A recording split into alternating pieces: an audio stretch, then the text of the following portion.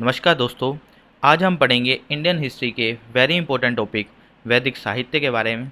वैदिक साहित्य के अंतर्गत हम वेद, पुराण, महाकाव्य, स्मृति ग्रंथ इत्यादि को पढ़ते हैं।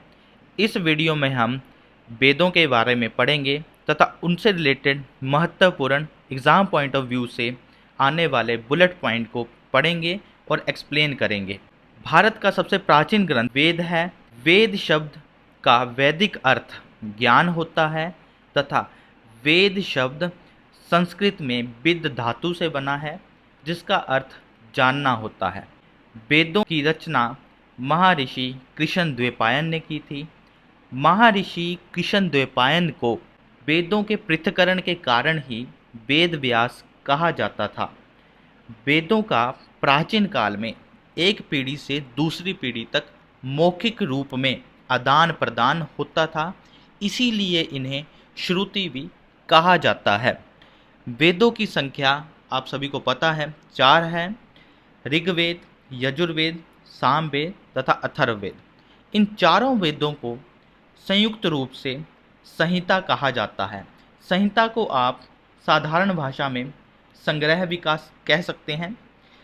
प्रथम 3 वेद दैट इज ऋग्वेद, यजुर्वेद, सामवेद को त्रयी या इंग्लिश में ट्रायोविक कहा जाता था। आगे हम पढ़ेंगे ऋग्वेद के बारे में। ऋग्वेद विश्व की प्राचीनतम पुस्तक है। इसे सबसे प्राचीन वेद माना जाता है। ऋग्वेद से ही हमें आर्यों के आने की जानकारी या आर्यों के बारे में जानकारी प्राप्त होती है। ऋग्वेद में मंत्रों का क्रमबद्ध संग्रह किया गया है। इस वेद की मंत्रों को या ऋचाओं को पढ़ने वाले ऋषि को होत्री या होता कहा जाता था। ऋग्वेद में कुल 10 मंडल, 1028 सूक्त तथा लगभग 10,462 ऋचाएँ हैं। इन 10 मंडलों में 2 से लेकर 7 मंडल तक सबसे पुराने मंडल हैं तथा फर्स्ट और 10th मंडल सबसे अंत में जोड़े गए हैं। ऋग्वेद के 9वें मंडल में देवता सोम का वर्णन है तथा ऋग्वेद के 10वें मंडल में चतुष्वर्ण्य समाज का वर्णन है, जिसमें हमें पौरुषुक्त के बारे में पता चलता है।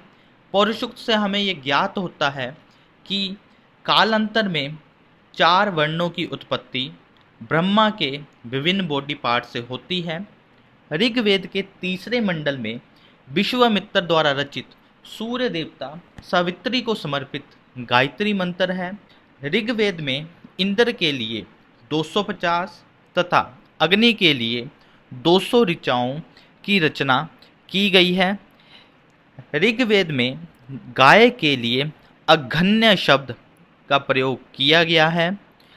ऋग्वेद में ओम शब्द 1028 बार तथा जन शब्द 275 बार प्रयोग किया गया है।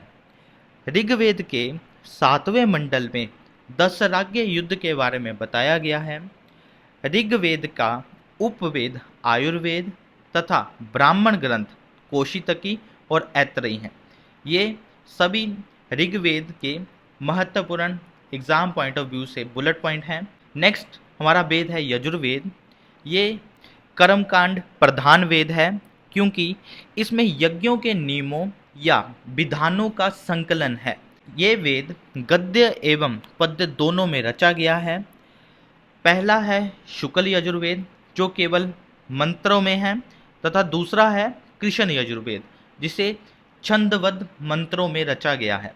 यजुर्वेद को पढ़ने वाले ऋषि को अथर्वयु कहते हैं। यजुर्वेद का उपवेद धनुर्वेद तथा ब्राह्मण ग्रंथ तैत्तिरीय और शतपथ हैं। नेक्स्ट हमारा वेद है सामवेद। सामवेद का आप नाम से ही पता कर सकते हो, ये संगीत से संबंधित है और साम का अर्थ भी गान होता है। इस वेद में यज्ञों के अवसर पर गाए जा सकने वाले मंत्रों का संग्रह है। ये मंत्र सामवेद में जो मंत्र हैं वो डायरेक्टली ऋग्वेद से लिए गए हैं तथा उनको मेलोडियस आवाज़ में गाया गया है। सामवेद को भारतीय संगीत का जनक माना जाता है। सामवेद से ही सर्वप्रथम 7 स्वरों की जानकारी प्राप्त होती है। सामवेद की ऋचाओं को या मंत्रों को पढ़ने वाले ऋषि को उद्गाता या उद्गात्री कहते हैं। सामवेद का उपवेद गंधर्व वेद तथा ब्राह्मण ग्रंथ षड्विश, जैमिनीय तथा पंचविश हैं। नेक्स्ट हमारा वेद है लास्ट वेद अथर्ववेद, जिसकी रचना अथर्वा अथवा अंगिरस ऋषि के द्वारा की गई है। ये वेद जादू टोना, तंत्र मंत्र, रोग निवारण तथा औषधि ज्ञान से संबंधित है। इसकी रचना सबसे अंत में की गई तथा इसके पढ़ने वाले ऋषि को ब्रह्मा कहते हैं।